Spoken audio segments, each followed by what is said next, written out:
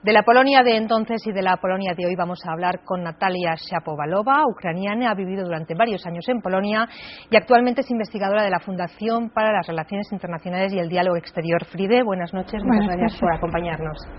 Son dos momentos de una misma historia, posiblemente con muchísimos nexos de unión. De hecho, estos días, hablando de la muerte de Lech Kaczynski, recordando su historia, recordábamos también sus primeros pasos junto a Lech Walesa en el sindicato Solidaridad. ¿Qué le debe la Polonia actual a Solidaridad? Vale, creo que el orden de país, la democracia que tienen ahora mismo y el hecho que están en la Unión Europea, eso todo lo deben a Solidaridad. Porque Solidaridad era el primer movimiento y la primera organización que dio paso luego a esta transición democrática en el país.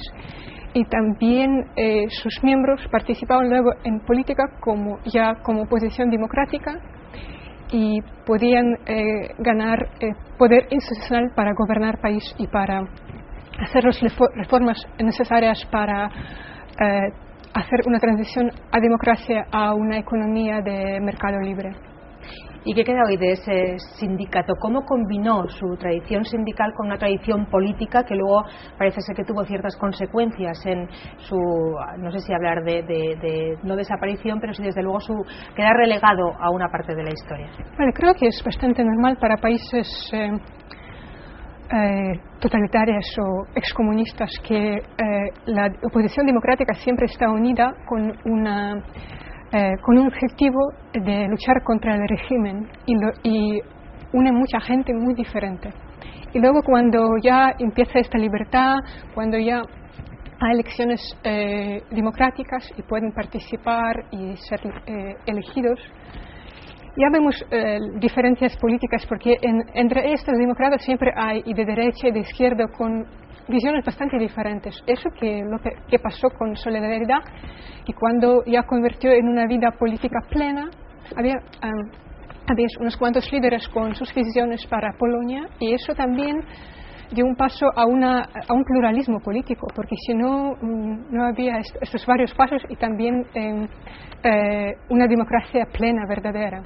Esos primeros pasos no eran pasos completos, de hecho estábamos hablando de elecciones semilibres, el régimen polaco no se atrevió a dar un paso completo. ¿Qué limitaciones tenían las primeras elecciones que se celebraron pues unos meses después, en junio de 1989? Vale, creo que la más importante limitación era que no había libertad plena de participación de políticos individuales en estas elecciones, sino había una cuota para oposición que era 35%, si no me equivoco, y en elecciones a una cámara baja de parlamento, y luego en cámara alta, que es Senado, habían unas elecciones libres. Era un momento histórico para Polonia y rápidamente lo iba a ser también para otros países con regímenes comunistas. ¿Hasta qué punto la legalización de Solidaridad precipitó los cambios en otros países del este de Europa? Vale, creo que ya habían pasado desde hace tiempos, antes que se legalizó la Solidaridad, han pasado también cambios en el entorno, en ambiente internacional de Polonia, en la Unión Soviética, también en Alemania y otros países de pacto comunista. Y eran bastante sincronizadas, pero en Polonia la transición era bastante pacífica, por lo menos en 1989. En otros países habían otros cambios más, incluso con violencia, como en Rumanía. Y la suerte de Polonia era que pudiera pasar por esta transición a democracia completa, no como por ejemplo muchos países de Unión Soviética, que nunca han acabado su transición a democracia, que han quedado en esta semidemocracia o semi-régimen autoritario. Pues vamos a recordar cómo se extiende por otros países esa grieta abierta en Polonia contra el régimen comunista. En Hungría la revolución llega desde dentro. En octubre de 1989 el Partido Comunista se convierte en el Partido Socialista Húngaro. Es el primer paso hacia unas elecciones plurales. Poco antes, el gobierno de Hungría había anunciado que no repatriaría a los refugiados de la Alemania Oriental. Estos podrían entrar entonces en la República Federal Alemana a través de Austria. Decenas de miles de alemanes orientales sortean por esta vía el muro de Berlín. La República Democrática Alemana cierra sus fronteras, mientras en el interior del país las manifestaciones populares fuerzan los primeros cambios en el liderazgo comunista. Egon Krenz sustituye a Erich Honecker al frente del país. Se reabre la frontera con Checoslovaquia. El flujo de alemanes orientales hacia el oeste es imparable y acaba precipitando la caída del muro de Berlín el 9 de noviembre de 1989. Solo unos días más tarde estalla en Checoslovaquia la revolución de terciopelo. La represión policial de una manifestación pacífica de estudiantes acelera la transición hacia las elecciones democráticas celebradas en junio de 1990. Bulgaria también celebra elecciones democráticas ese mismo mes. La presión popular había forzado al régimen comunista a entregar el poder. En Rumanía, el mismo ejército que comienza a reprimir las revueltas se suma al pueblo y cae el régimen.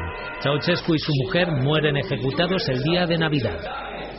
Y otros países europeos con regímenes comunistas vivirían sus propios cambios poco tiempo después. Hablemos ahora, si le parece, del pasado más reciente de Polonia. En el año 2004 ingresa en la Unión Europea y, como otros países también de la Europa del Este, se va alejando poco a poco de Moscú. ¿Qué supuso para Polonia formar parte de la Unión Europea? Creo que, como se le llaman en Polonia, en otros países de Europa del Este, era un retorno a Europa, que era una corrección de historia, si se puede decirlo, que el país que tiene su pertenencia a Europa por su historia, por su cultura, por su geografía, vuelve a esta familia europea y vuelve como país democrático, como país más prosperoso, como una sociedad que tiene libertades económicas y políticas. Y era uno de los pasos más importantes del siglo XX para Polonia y también para Europa de Este, esta reunificación de Europa y Polonia entre estos que encuentra su lugar en Europa. Sin embargo, en esta breve historia europea también ha sido uno de los países más díscolos, llegando a poner casi en un brete la ratificación de ciertos tratados, Niza, Lisboa, etcétera, especialmente con los hermanos Kaczynski en el poder. ¿Por qué esta reticencia a firmar estos tratados? ¿Tiene algo que ver, por ejemplo, con el peso que tiene Polonia dentro de la Unión Europea en tanto, por ejemplo, población o el mismo número de diputados que España? Puedo decir que la sociedad polaca es muy proeuropea y eso puede también confirmar el referéndum que Polonia tenía antes de ingresarse a la Unión Europea.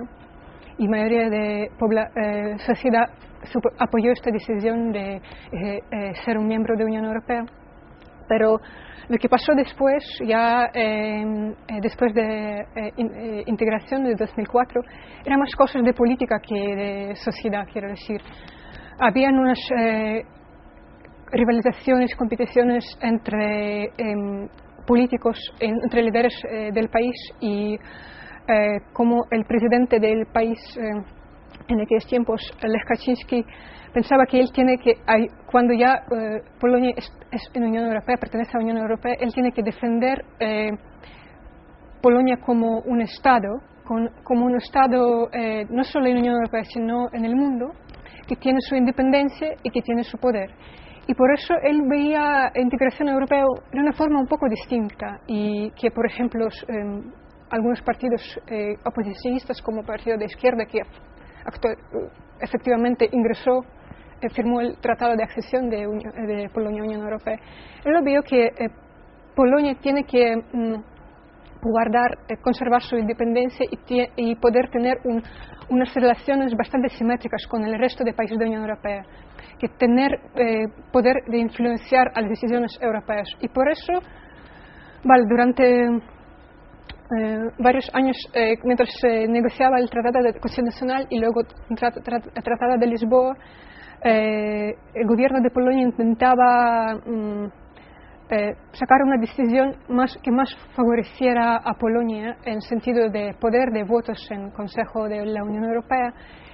Y por eso, también él como hasta el último momento, hasta que pasó referéndum en Irlanda, no quería firmar el Tratado de Lisboa. Pero no es porque era anti-europeo, pero sino tenía otro punto de vista a papel de Polonia en la Unión Europea.